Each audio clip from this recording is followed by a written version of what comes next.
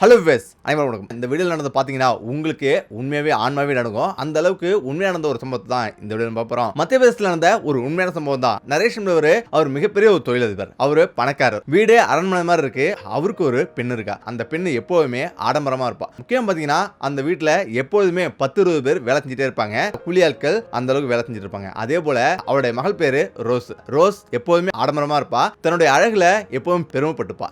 எங்க போனாலும் 4-5 தோழிகளோட தான் அவ போயிட்டு இருப்பா. இப்படி அவருடைய மகள் எப்போதுமே ஆடம்பரமா சுத்துவா. யாரையுமே மதிக்க மாட்டா. இந்த இடத்துல நரேஷ் என்ன பண்றாருன்னா அவருடைய மகளுக்கு கல்யாண வயசாயிடுச்சு, எப்படியா கல்யாணம் பண்ணணும் அப்படின்னு அவர் நினைக்கிறாரு. ஆனாலும் மகள் இப்படி யாரையுமே மதிக்காம சுத்துறாள் அப்படின்னு ஒரு சின்ன வருத்தமும் அவருக்கு இருக்கு. அவங்க ஒரு 10-15 ஷாப்பிங் மால் வச்சிருக்காங்க. அதுல ஒரு ஷாப்பிங் மாலுக்கு அன்னைக்கு அவருடைய மகள் ரோஸ் போறா. அப்ப கூட 4-5 ஃப்ரெண்ட்ஸுங்களும் போறாங்க. இந்த இடத்துல தான் அவருடைய கடையில நுழைஞ்சு அவருடைய அழகை பத்தி பேசுறா. என்னுடைய முடி இப்படி இருக்கு, என்னுடைய அழகு இப்படி இருக்குன்ட்டு அவன் பெருமைப்படுறா. அதாவது அந்த ஊர்லயே நான் தான் அழகு அப்படின்னு அவன் பேசிட்டு இருக்கா. இந்த இடத்துல ஒரு வயசான காவலாளி அந்த ஷாப்பிங் மாலுக்கு முன்னாடி நின்று இருக்காரு. இப்ப அவரு ஒரு மாதிரியா அந்த பொண்ணு பாக்குறாரு. எப்பொழுதுமே அழகை பத்தி பேசிட்டு இருக்காள் அப்படின்னு அவர் நினைக்கிறாரு. இந்த இடத்துல தான் ரோஸ் அவரிடம் வரா.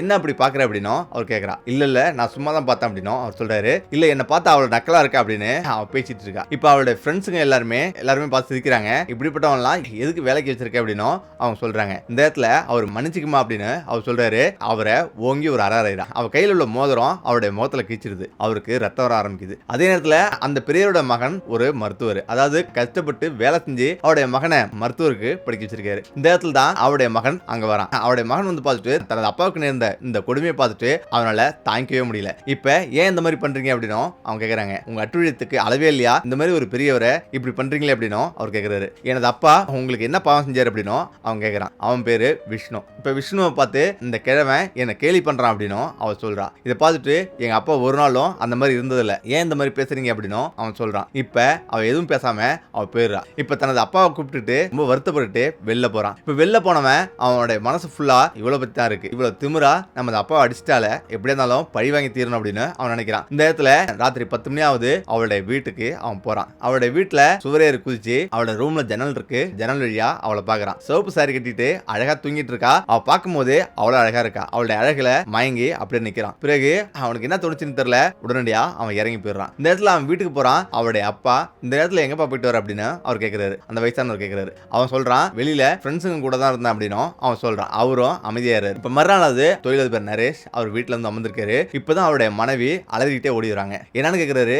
இது போல நம்முடைய மகள் மயங்கி கீழே கிடக்குற அப்படின்னும் அவங்க சொல்றாங்க. அவரும் ஓடுறாரு. ஓடி பார்த்தா அவருடைய மகளுடைய உடல் நீல நிறமா இருக்கு. நிறைய பேர் கூடிடுறாங்க. இப்பதான் பாக்குறாங்க அவருடைய மகளுக்கு உயிர் போயிடுச்சு, இறந்துட்டா. அவருக்கு ஒரே அதிர்ச்சி, கதறி எழுதுறாரு. இப்ப ரோஸோட உடலை அடக்கம் செய்யணும். இப்ப அடக்கம் பண்றதுக்கு எல்லாரும் வராங்க. இப்ப அடக்கம் பண்றதுக்கு கல்லறையில ரெடி பண்ணி அடக்கம் பண்றாங்க. இப்ப மறுநாள் வீட்டோட செக்யூரிட்டி காவலர் வந்து ஓடி வராரு. ஓடி வந்துட்டு ஐயா ஒரு மோசமான நிகழ்வு அப்படின்னு அவர் சொல்றாரு. என்ன அப்படின்னு கேக்குறாரு. உனது மகளோட ரோஸோட கல்லறையில இந்த நிகழ்வை பார்த்தேன் அப்படின்னு அவர் சொல்றாரு. அதாவது ரோஸோட கல்லறையில ரோஸோட உடல் இல்ல அப்படின்னு சொல்லிட்டு அங்க வெறும் பாம்பு, தேளு இது போல பூச்சிகள் தான் இருக்கு அப்படின்னு சொல்றாரு. இதை கேட்டு அவருடைய காலரை பிடிச்சி கத்துறாரு. என்னடா சொல்ற அப்படின்னு. என்ன சொல்ற, உண்மை சொல்லு அப்படின்னு பிடிச்சி கேக்குறாரு. ஆமா ஐயா, அங்க போய் பார்த்தேன். அங்க வந்து உனது மகள் கல்லறையில உடல் இல்ல, யாரோ எடுத்துட்டு போயிருக்காங்க அப்படின்னு அவர் சொல்றாரு. இதை கேட்டு நரேஷும் பயங்கர அதிர்ச்சி ஆகுறாரு. அந்த ஊர் முழுதும் தேட சொல்றாரு. யாரோ அவளுக்கு நல்லா தெரிஞ்சவங்க தான் இந்த வேலை செஞ்சிருக்கணும் அப்படின்னு அவர் நினைக்கிறாரு. இப்பதான் ஊர் முழுதும் தேட சொல்றாரு. எல்லா இடங்களையும் தேடுறாங்க. மகளோட உடல் கிடைக்கல. இந்த இடத்துல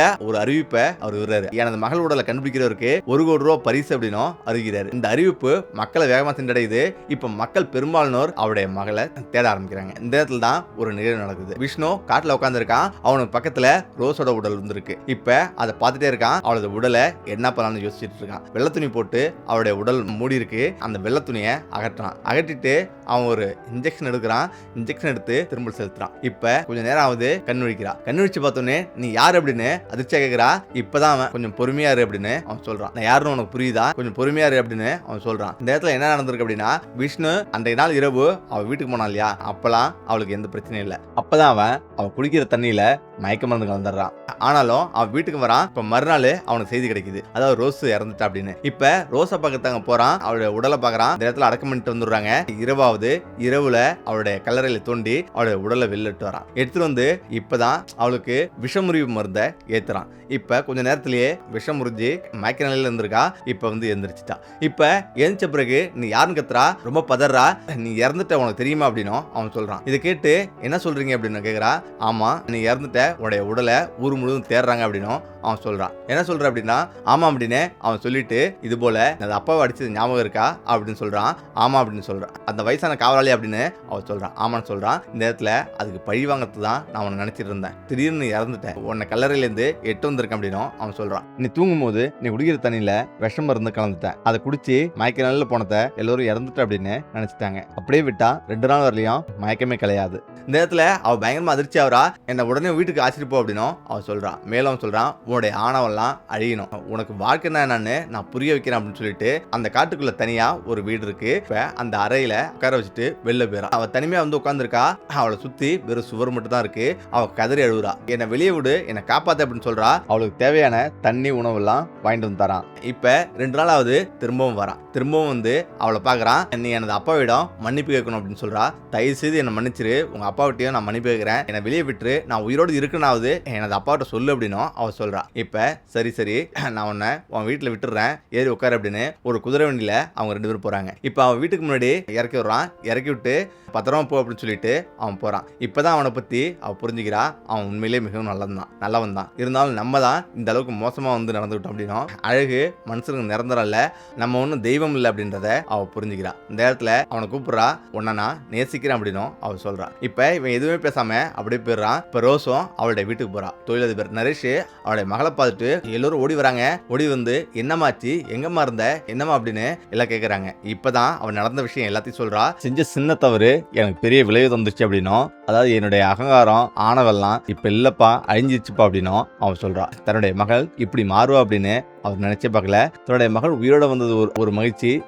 அடுத்ததா அவ சுத்தமா ஒரு மனிதனா மாறினது இன்னொரு மகிழ்ச்சி. இப்ப எல்லோருமே சந்தோஷமாயி கட்டி தருவாங்க. விஷ்ணுவை உடனே ஆச்சிருவாங்க அப்படின்னும் அவர் சொல்றாரு. இப்ப அவருடைய ஆட்கள் எல்லாமே விஷ்ணு வீட்டுக்கு போறாங்க. விஷ்ணு வீட்டுக்கு போயிட்டு உன்னை நரேஷ் கூப்பிடுறாரு அப்படின்னும் அவங்க சொல்றாங்க. ரோஸ் ஏதோ நம்மளை பத்தி கம்ப்ளைண்ட் பண்ணிருக்கா, நம்மளை பத்தி ஏதோ குத்த சொல்லிருக்கா, அதனாலதான் நம்மள ஆச்சரியம் சொல்லிருக்காரு அப்படின்னும் அவன் நினைக்கிறான். இப்ப நேரா ரோஸோட வீட்டுக்கு அவன் போறான். நரேஷை கட்டி பிடிக்கிறாரு. எனது மகளை காப்பாத்திட்ட, எனது மகளுக்கு மிகப்பெரிய ஒரு வாழ்க்கை கொடுத்துருக்க, உனக்கு எப்படி நன்றி சொல்றதுன்னு தெரியல அப்படின்னும் 1 கோடி ரூபாய் இந்த நீ வச்சுக்க அப்படின்னும் கையில் கொடுக்குறாரு. இந்த பணத்துக்காகலாம் உனது மகளை நான் காப்பாத்தல அப்படின்னு சொல்லிட்டு அவளுக்கு வாழ்க்கை நான் புரிய வைக்கிறதுக்காக தான் இதை செஞ்சேன் அப்படின்னு சொல்லிட்டு அவன் வெளியே போறான். இந்த இடத்துல ரோஸும் அவனை விரும்புறதா அவனது அப்பாட்ட சொல்றா. இப்போ உடனடியா அவனை கூப்பிட்டு இது போல எனது மகளை நீ திருமணம் செஞ்சுக்க அப்படின்னும், உனக்கு எனது மகளோட அத்தனை அகம்பாவங்களும் நீ தொடச்சிட்ட அப்படின்னும் அவர் சொல்ல ஆரம்பிக்கிறாரு. இந்த இடத்துல விஷ்ணுவும் ரோஸும் மேரேஜ் பண்ணிக்கிறாங்க. இப்ப அவ எல்லோருக்குமே மதிப்பு தரா. அழகு ஆடம்பரன்ற எந்த விஷயத்தையும் அவ பெருசா நினைக்கிறது இல்ல. வாழ்க்கைன்றது ஒரு நீரோட்டம் மாதிரி